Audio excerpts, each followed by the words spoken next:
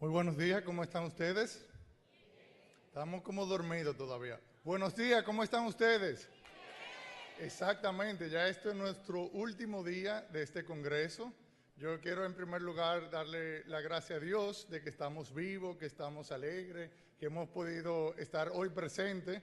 También Educa, que nos ha honrado de invitarnos por segunda ocasión en este congreso, y a cada uno de los patrocinadores público en general que han estado de distintas partes del país, incluyendo aquellos que nos ven de manera streaming. Para mí es un grato honor estar aquí presente y en el día de hoy les voy a hablar, antes del rol de la tecnología, un poquito el resumen de lo que vimos ayer en el taller de multiplicadores matemáticos, que sé que varios de ustedes no pudieron asistir por la logística del taller y por eso me pidieron que brevemente lo mencione. Y luego de eso, entonces, entraremos más de lleno a lo que es el rol de la tecnología. Entonces, como ven, esa es la portada del rol de la tecnología para el aprendizaje del siglo XXI. Una aclaración es, esta conferencia lo que busca es despertarnos de manera literal, porque también es el siglo XXI, no solamente lo que tenemos hoy en día, sino también las tendencias que vienen. Dicho eso, les cuento en primer lugar que me siento orgulloso de ser dominicano. Yo soy de aquí, de Santo Domingo, y tuve la bendición de participar en las Olimpiadas de Matemáticas. Y gracias a esto representé a mi país, a nuestro país, la República Dominicana, en Olimpiadas Iberoamericanas de Matemática. Es una competencia donde participan estudiantes de distintos países de la región y se va rotando la sede. Recuerdo que en algunas ocasiones se celebra en Argentina, que si España, Brasil y demás, y el año que a mí me tocó participar fue en un lugar muy lejano llamado Puerto Plata, República Dominicana. Y el año siguiente sí tuve la oportunidad de viajar entonces a La Habana, Cuba, en representación nuevamente de nuestro país.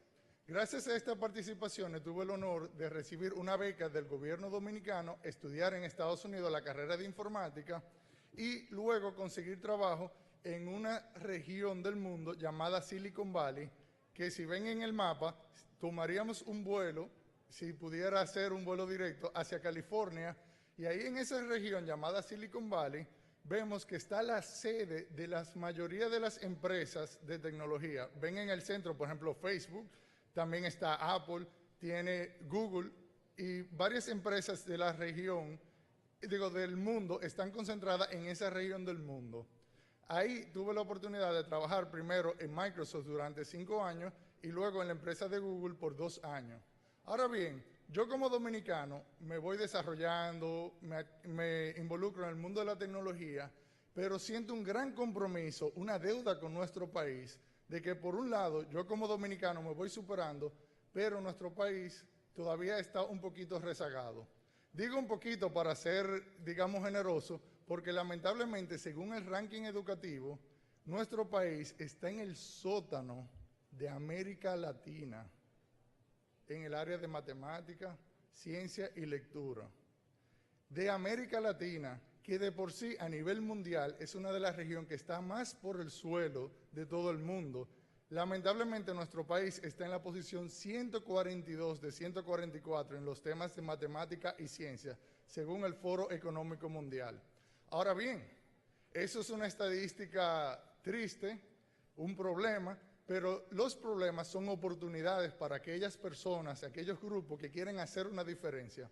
Por eso, gracias a un grupo de amistades y otras personas que me han apoyado, hemos iniciado el proyecto de multiplicadores, que, como bien mencionaban en la introducción, es un entrenamiento divertido enfocado en STEM, es decir, ciencias, tecnología, ingeniería y matemáticas para jóvenes.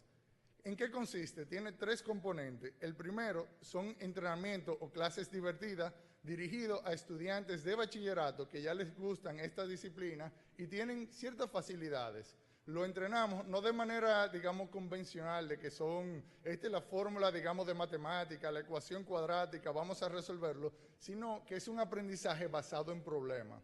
La vida diaria es así, tenemos problemas, dificultades, y nos dicen, apréndete esta fórmula porque mañana te va a pasar este problema. No, te jondean el problema primero y tú tienes, como decimos nosotros, sacar de abajo para poderlo resolver. Pues ese es el tipo de metodología, pero si ven en la imagen, tenemos que son clases interactivas de que participan varios estudiantes de manera colaborativa, y a la derecha ven que están armando un cubito. El segundo componente tiene que ver con el aspecto de solidaridad. El que una persona sea bueno no hace un país mejor, sino en la medida de que cada uno puede poner su talento a la disposición de los demás. Cada uno de nosotros tenemos esos talentos, por eso fomentamos a esos estudiantes de bachillerato que sirvan de tutores para esos niños y niñas que tienen dificultades en estas áreas, digamos, de las matemáticas y las ciencias. Veamos el siguiente diagrama. Si un entrenador de universidad se encarga de entrenar a 5 estudiantes talentosos de bachillerato y cada uno de ellos enseña a 3, quiere decir que esa persona, ese entrenador, tuvo un mayor impacto que si solamente se quedara con ese grupo inicial. Y ese efecto multiplicador es de hecho lo que da el origen del nombre de nuestro proyecto de multiplicadores. El tercer componente es algo interesante porque aquellos que escucharon al señor ministro de Educación en su discurso, él mencionaba referentes positivos. En nuestra sociedad tenemos referentes negativos de cosas de lo que no se debería de hacer, pero sí también tenemos gente que se ha destacado con elementos positivos y hemos tenido la dicha en nuestro proyecto de contar con algunos charlistas inspiradores. Uno de ellos es el conocido Marcos Díaz, el nadador, que si bien no es del área de ciencia y tecnología, sí tiene que ver con el aspecto de superación, de retos y de poner en alto nuestra nacionalidad. De igual manera, tuvimos a Iván Gómez. ¿Alguien levantando la mano ha escuchado de Iván Gómez, por casualidad? Solamente unas cuantas manos. Iván Gómez es un joven dominicano que le gusta la excursión, entre muchos otros temas. Él es comerciante también y de negocio, pero logró escalar el Monte Everest con la bandera dominicana. Le hace que en nuestro país, lo más alto del Pico Duarte, no tenemos nieve y él logró escalar la montaña más alta del mundo, el Monte Everest. Algo interesante de personas como él es que se hizo un documental y uno de los eslogans dice que cada uno de nosotros tenemos una montaña o un sueño que alcanzar y escalar. Cada uno de nosotros, como ya le mencioné, tiene ese talento, ese don, para ponerlo a disposición de los demás. Y esos retos, esos problemas, como el que le mencionaba al principio, son oportunidades si cada uno de nosotros trabajamos unidos. De igual manera, tuvimos a Julio Profe, levantando la mano. ¿Alguien ha visto de Julio Profe? Nuevamente unas cuantas manos. Luego le comento un poco más sobre él, pero él utiliza la plataforma de YouTube para enseñar matemáticas y física, y es muy conocido hoy en día por los jóvenes que están teniendo dificultades o oportunidades de aprendizaje de matemáticas. Y otro de los ejemplos que cito es Catherine Motica, una joven emprendedora dominicana que se ha destacado en distintas partes del mundo, estudió en la Universidad de la Singularidad de la NASA y de hecho tiene una plataforma de empoderamiento llamada Yompéame para causas sociales. ¿Qué nosotros buscamos con nuestro método de multiplicadores? Es una metodología de aprendizaje divertido. Nuevamente, el señor ministro mencionaba en los días de colores, que no solamente los estudiantes van con otra ropa en vez de uniforme, sino que también tienen actividades recreativas. Si ustedes se fijan en pantalla, lo dominó, a cada rato estamos jugando dominó en nuestro país. Eso es matemática, baraja, ajedrez y demás. Y hemos tenido la dicha en nuestro proyecto de contar con uno de los asesores y colaboradores, con Olson Ortiz. Si ustedes ven en pantalla, Olson, él está jugando contra 18 personas de manera simultánea. Es decir, él juega el tablero 1, mueve una ficha, luego va al tablero 2 y así, y después del número 18 vuelve al primero, el oponente, en este caso yo soy el que se ve de espalda, mueve la ficha y así sucesivamente. De esos 18 que él compitió, él nos ganó prácticamente todos, excepto que empató con 2 personas y una persona le ganó en esa simultánea, un joven dominicano. Y si eso le parece asombroso, en la siguiente imagen vemos que él ha repetido esa hazaña, pero de manera ciega. Es decir, de manera vendada, a él le dictan lo que ocurre en el tablero 1, luego en el tablero 2, y en esa ocasión nos ganó a las 4 víctimas que ven en pantalla. Luego de esa hazaña de 4, lo repitió con 8 y su meta ambiciosa como dominicano es de romper el récord Guinness, que es de 46 oponentes simultáneos y él totalmente a ciegas. No sabemos si Olson Ortiz va a romper el récord Guinness, pero ya de por sí tener ese reto y de decir que se puede ha motivado a que más jóvenes se involucren tanto con el ajedrez, pero también con las matemáticas y la ciencia, y eso merece un gran aplauso.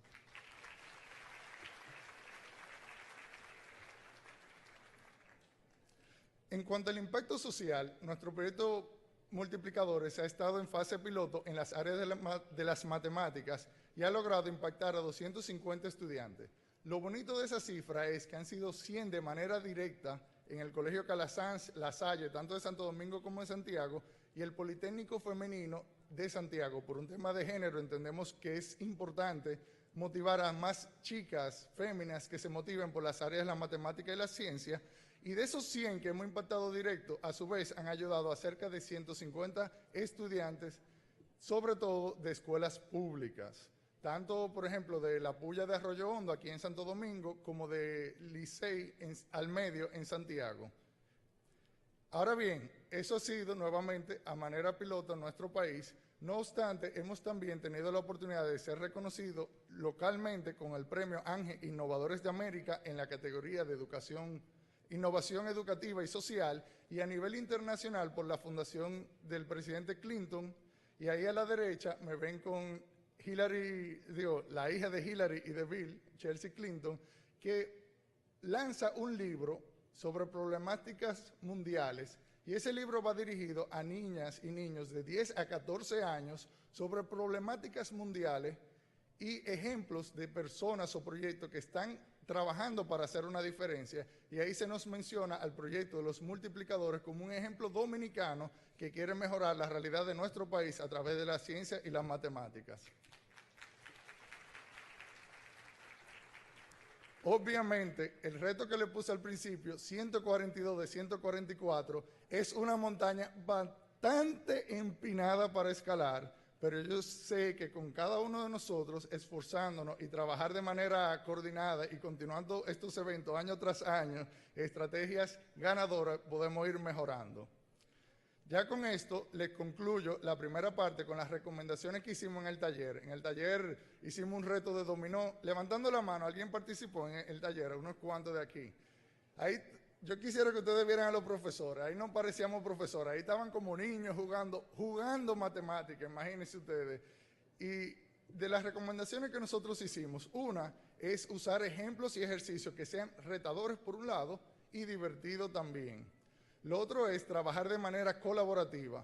Generalmente en las clases uno dice, no te fijes, no converse con el compañero, pero a la vida diaria generalmente uno conversa, tiene dudas, tiene inquietudes, y uno se equivoca, y parte de equivocarse es aprender precisamente.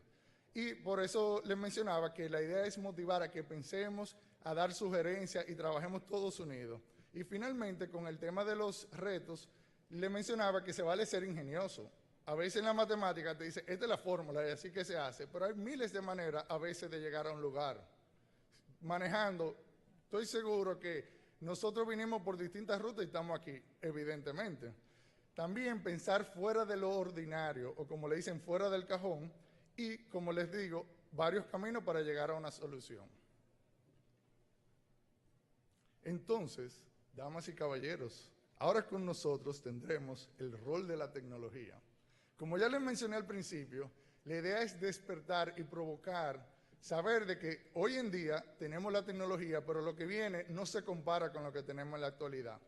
Hemos visto al final del siglo pasado, siglo XX, cómo nos hemos desplazado de lo tradicional a lo digital. Hemos visto revistas, enciclopedias y periódicos, hoy en día se acceden a través del Internet. Hemos pasado a diversos dispositivos. Ya hoy en día un libro es una definición que no necesariamente es un libro tangible. Vemos de manera electrónica, digital. Vemos, por ejemplo, los libros físicos, ya han seguido los audiolibros. ¿Alguien ha utilizado audiolibro por casualidad? Bueno, una gran mayoría. Los libros electrónicos, básicamente me refiero a aquellos que se pueden acceder tanto por una computadora o por una tableta, pero también otros dispositivos como los Kindle, por ejemplo, y libros interactivos. ¿Qué son libros interactivos? Aquí les muestro un ejemplo de una empresa llamada New Book Press que estuvo aquí el año pasado y presentó una propuesta de los libros de Shakespeare. Yo no sé quiénes han leído Shakespeare, yo no me cito en ese caso. Bueno, yo digo no los libros traducidos al español, me refiero al original de esa época, que ni siquiera aquellas personas que dominan el idioma actual del inglés es igual, porque tiende a ser un inglés más antiguo. Entonces, en esos casos, ellos en ese libro interactivo dan la oportunidad de que se pueda comparar el inglés original con el inglés actual o tal vez con el español o con el francés o el idioma que sea tu idioma nativo, lo cual se puede hacer precisamente por un formato interactivo. Lo otro que mencionaban en esa ponencia es que los libros de Shakespeare no son para ser leídos, sino para ser interpretados como obras teatrales. Y por eso, si ven en la imagen, tienen el icono de que son videos que se pueden, de tal manera que cuando hay una situación, tú ves a la persona dramatizando, expresando emociones y comunicándose de lo que está pasando, el drama y toda esa actuación como parte del texto, y tú lo puedes ver simultáneamente. También tú puedes hacer anotaciones, puedes compartir citas con los estudiantes, con las demás personas, que son posibles gracias a la tecnología que está hoy en día disponible. También tenemos el caso que les mencionaba antes de Julio Profe. Julio Profe es un ejemplo bien interesante porque él, siendo ingeniero, decidió dedicarse a la educación o al magisterio de matemática y de física. Y él, como profesor, con elementos como un celular, se puso a grabarse haciendo ejercicio en una pizarra, videitos cortos de 5 a 10 minutos, para sus estudiantes. Ahora bien, esos videos que están en internet, se han hecho todo un movimiento a nivel de América Latina y personas pueden pasar la matemática gracias a los videos de Julio Profe. Recuerdo que hace como 2 años, antes de él venir al país, yo estaba viendo algunos de sus videos y mi mamá, que estaba cerca, se puso a repasar y dice, oh, ahora es que yo entiendo cómo es que funciona tal y tal cosa de la división, porque te lo desmenuza de una manera muy sencilla. Ahora bien, sí les aclaro que estos recursos de internet no son un sustituto del maestro en el aula. No se trata de eso, sino de un complemento. Tal vez la manera que tú lo explicas lo entienden unos cuantos estudiantes y tal vez otros lo entienden de otra manera. En adición, no es lo mismo cuando yo te explico algo y tengo que seguir porque tenemos 45 minutos, tenemos media hora, que el estudiante en su casa le da pausa, practica, le da de nuevo y todo lo demás y lo puede hacer de manera a su ritmo. De hecho, una de las otras personalidades que se han destacado en este campo es Khan Academy. Hay un figureo dominicano con el fundador Salman Khan. Es un joven de finanzas que, parecido a Julio Profe, empezó a subir videos de YouTube. En este caso era porque él le daba tutoría a una prima. Y la prima vivía en otro estado de Estados Unidos y él decidió enviarle esos videos. Y él comenta que es muy jocoso porque él dice que ahora la prima lo prefiere a él por video que en la realidad. O sea, cada vez que tiene problemas de matemática lo buscaba en YouTube y luego se enteró que no era solamente ella, sino los otros primitos y luego todo un movimiento por internet gracias a que, al igual que Julio Profe y Salman Khan, han tenido la osadía de subir contenido educativo, didáctico al internet y otras personas se han beneficiado.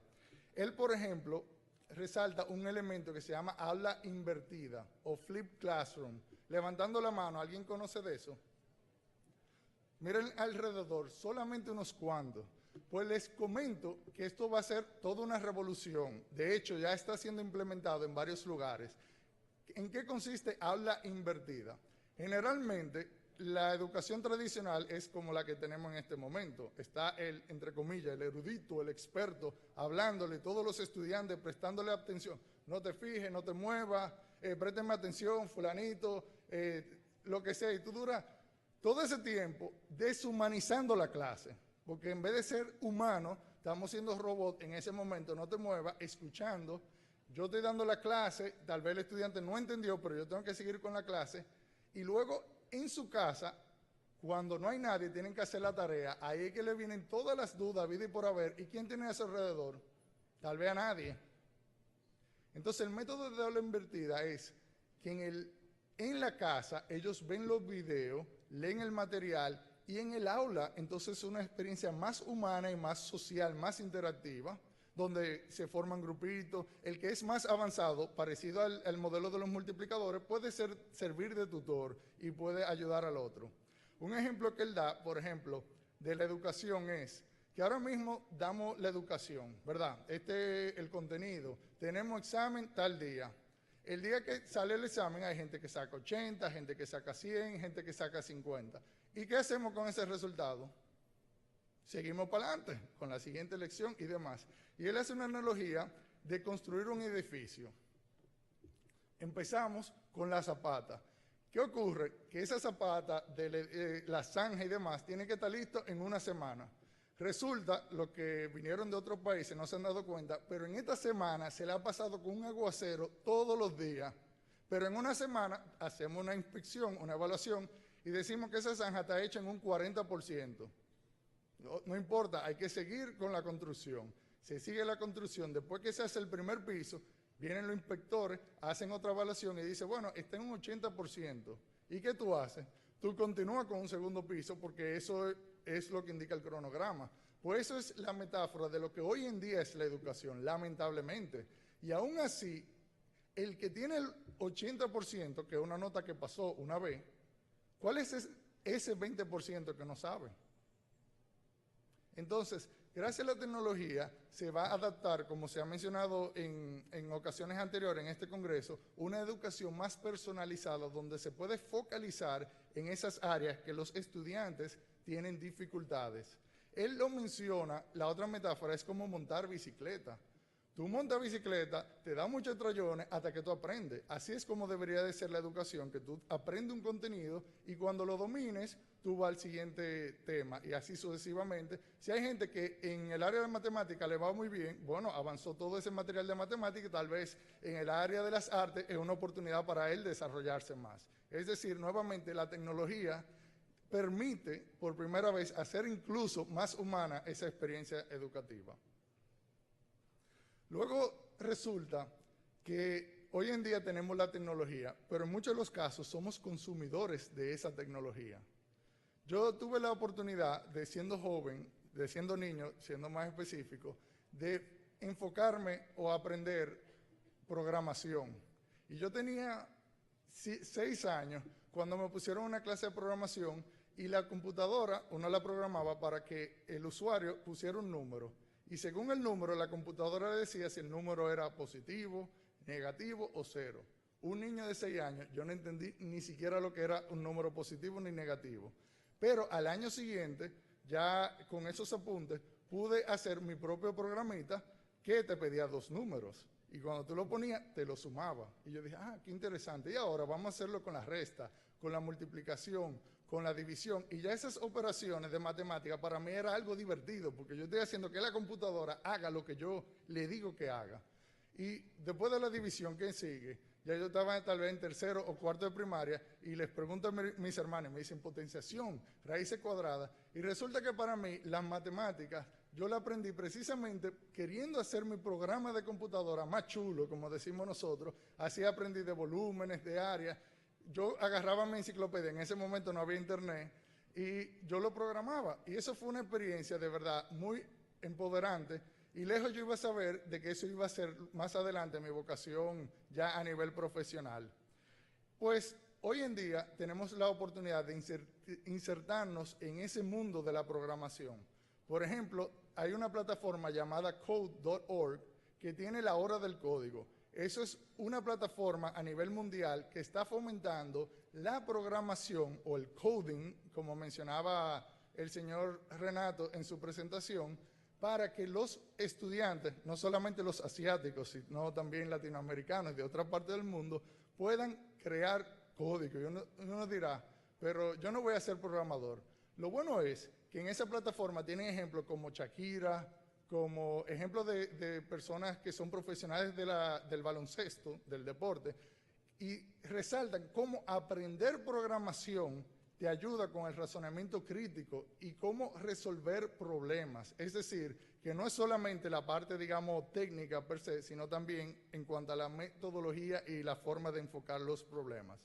Aquí tenemos otra imagen que ya ahí está un poco más de código, y también otra de las plataformas es yopuedoprogramar.com, que también persigue lo mismo. A nivel de nuestro país, tengo para decirle que el ejemplo que se mencionaba de Malasia ya está siendo implementado en nuestro país en una comunidad de Jarabacoa. Un emprendedor y empresario dominicano llamado Chris Corsino, oriundo de Jarabacoa, tiene una empresa de programación, desarrollo de software en Santiago. ¿Quiénes son de Santiago? Levantando la mano. Unos cuantos. Pues allá en Santiago está la empresa Intelisys y ese empresario ha instalado en su comunidad de Jarabacoa un centro para programación como segundo idioma aquí en nuestro país. Ahí vemos niñas y niños desde temprana edad ya aprendiendo programación como segundo idioma. Pero lo que tal vez no se percibe en esas imágenes es que ahí no hay profesor como tal, una gente que le está enseñando cómo hacerlo, sino que el mismo estudiante con esa plataforma y con esa curiosidad y ese interés están ahí aprendiendo.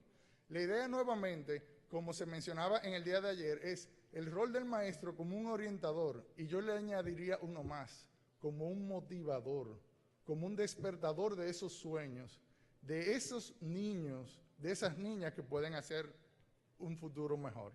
Como alguien mencionaba, por ejemplo, si usted supiera que en esta aula donde usted está impartiendo docencia se encontrara el próximo Juan Pablo Duarte, la próxima Madre Teresa de Calcuta, ¿cómo usted se esmeraría con esa clase?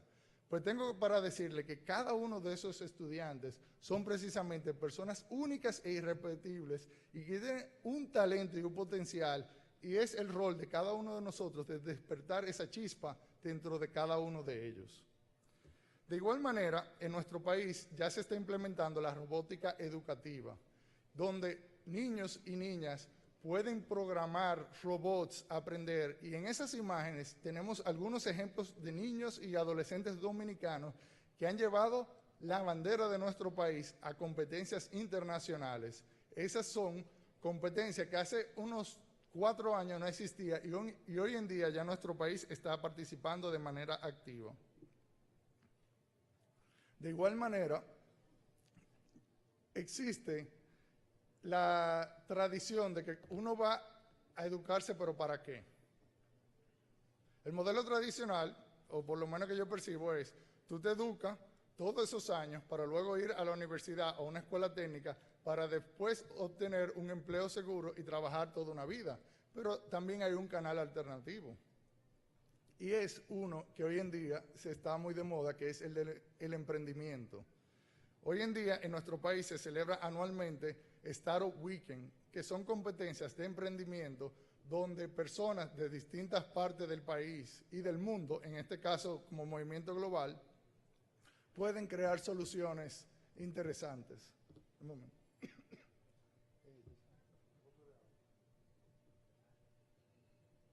Disculpen.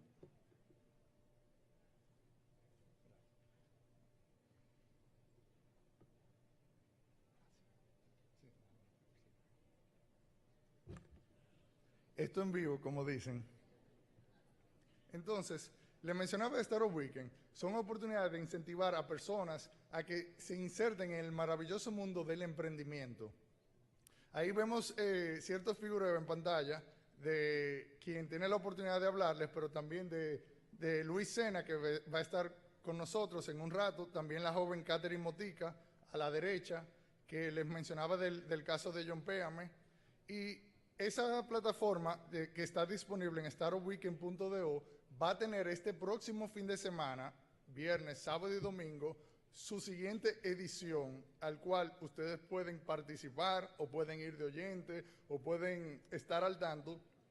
Y algo interesante es que una vez al año hacen un Startup Weekend enfocado en nada más y nada menos que en educación.